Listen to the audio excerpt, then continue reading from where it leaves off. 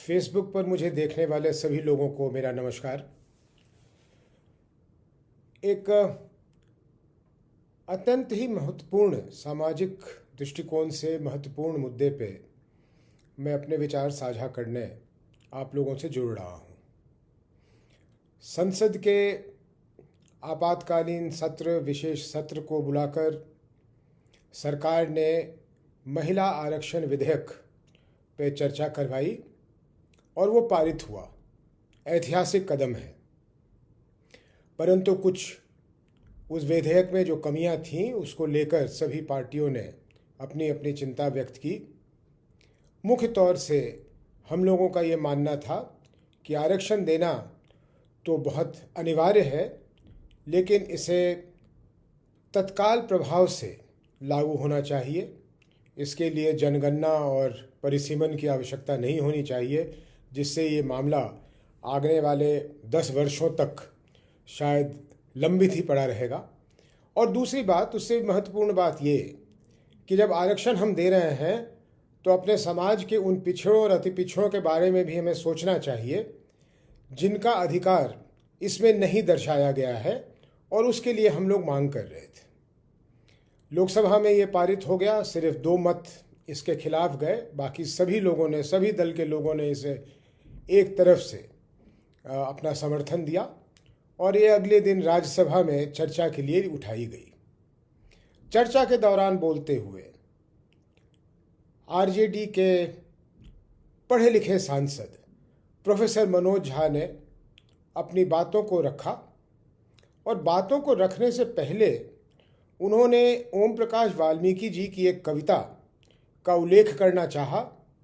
उल्लेख करने के पहले ही उन्होंने स्पष्ट कर दिया कि इसमें जिस जाति, समझ लीजिए, का उल्लेख है, उससे उस एक किसी जाति का वो प्रतीक नहीं है, वो सामंतवादी सोच का प्रतीक है।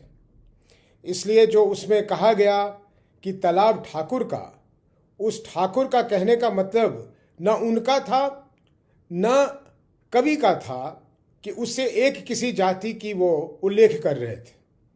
वो हर उस सामंतवादी मानसिकता के लोगों का उल्लेख कर रहे थे जिन्होंने पिछले सैकड़ों वर्षों से लोगों का शोषण किया है, और उसी के विषय में ये मामला था। प्रोफेसर मनोज झा जी जब भी संसद में बोलते हैं और हम लोगों को मौका मिलता है सुनने का, तो कम से कम मेरे जैसे अज्ञानी के लिए वो ज्ञानवर्धन का एक मौका होता है। उन्हें बड़े ध्यान से हम सुनते हैं, और उनके इस बयान को लेकर जिस निम्न स्तर की बातें कही गई, यही कह सकता हूं कि हम सब शर्मसार हैं। श्री आनंद मोहन जी एक परिपक्व नेता है, उन्हें सोचकर बोलना चाहिए। क्या वो इस बात से इनकार कर सकते हैं कि सामंतवादी प्रवृत्ति के लोग, चाहे वो राजपूत रहे हों, ब्राह्मण रहे हों, यादव रहे हों, मंडल रहे हों, कौन नहीं रहा, सब तो बड़े बड़े जमींदार थे, और जिसकी जमींदारी जहां थी, जो भी कर सकता था उसने शोषण किया। इस बात से हम कैसे इनकार कर सकते हैं?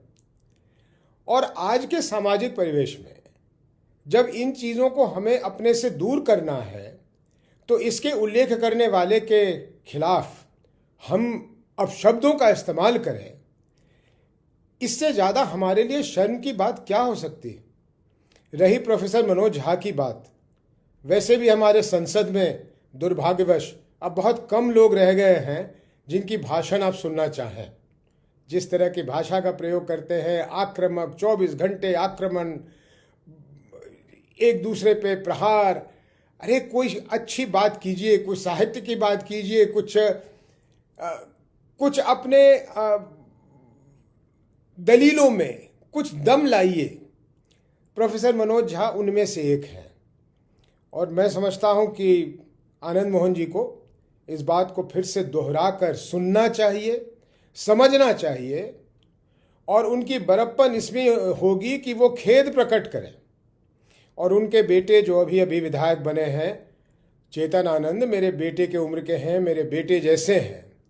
मैं चाहूँगा कि वो अगर आगे आगे बढ़ें, राजनीति में नेतृत्व करें, लेकिन नेतृत्वकर्ता का काम लोगों को उत्तेजित करना नहीं होता, लोगों को समझाना होता है। हम लोगों के लिए बड़ा आसान है कह देना कि डंडे उठा लो, लेकिन कलम उठा लो और अच्छी बातें कर लो, ये कहने के लिए थोड़ी सी और ताकत चाहिए होती है। बीजेपी की किसी विधायक ने बोला है तो शायद उनके पार्टी के लोगों ने उनको कहा हो कि आप ये बोलिए, तो उन्होंने बोला है। वैसे भी वो इस तरह के बयान देते रहते हैं। ये एक जाति के ठेकेदार कैसे बन जाते हैं? मैं भी उसी जाति के एक प्रतिष्ठित परिवार का हूं, मुझे भी अपने जाति के सम्मान की चिंता है, लेकिन झूठी सम्मान नहीं। हमें वो सम्मान अपने लिए अर्जित करना है कि हम समाज के अच्छे लोगों में से हमारी गिनती हो, हम समाज के रक्षक बने, हम समाज को तोड़ने वाले न बने।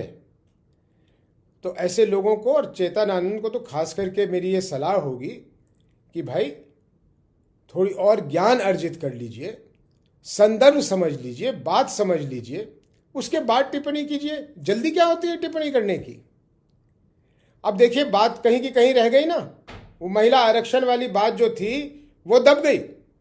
जो शायद सत्तारूढ़ पार्टी चाहती थी कि आरक्षण की बात ना हो, तो अब ये किसी दूसरे विवाद में फंस गया। और मैंने जब पढ़ा तो मुझे अत्यंत दुख हुआ कि प्रोफेसर मनोज झा के लिए कोई सिक्योरिटी की आवश्यकता है। अब ये हालत हो जाएगा कि हम लोग अगर बोलेंगे, अपनी बात रखेंगे, तो हमें सिक्योरिटी चाहिए होगी। कौन से समाज का निर्माण कर रहे हैं भाई? ये क्या हो रहा है?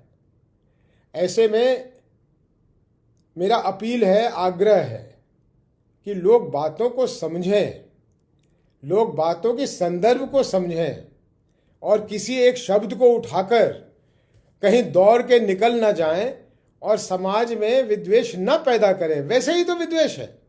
कोई मुद्दों की बात होती है, बेरोजगारी की, महंगाई की, महिला सुरक्षा की, महिला आरक्षण की, बढ़ती हुई अराजकता की, कहीं बात आपने सुनी है?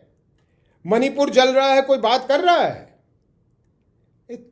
किस जाति को किसने क्या कह दिया? अरे किसी के कहने से अगर जाति का सम्मान बढ़े और घटे, तब तो हम अपनी मीटर खुद ही बनाते रहे। रोज सुबह किसी जाति को ऊपर कर दें, किसी जाति को नीचे कर दें, ऐसे नहीं होता है।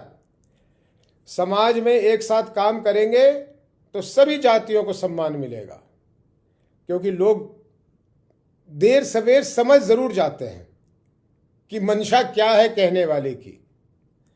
इसलिए मेरा आग्रह है कि ये सब चीज़ों से बचें और सभी के साथ लगकर सरकार से विनती करें कि ये आरक्षण जो दिया गया है इसे तुरंत लागू करें, तत्काल प्रभाव से लागू करें, 2024 के चुनाव से लागू करें, और जब जनगणना होगी और परिसीमन होगा तो उसमें और सीटों की इजाफा होगी तो होगी, उस समय देखी जाएगी। अभी तो कर दीजिए और अभी ये आरक्षण ले आइए।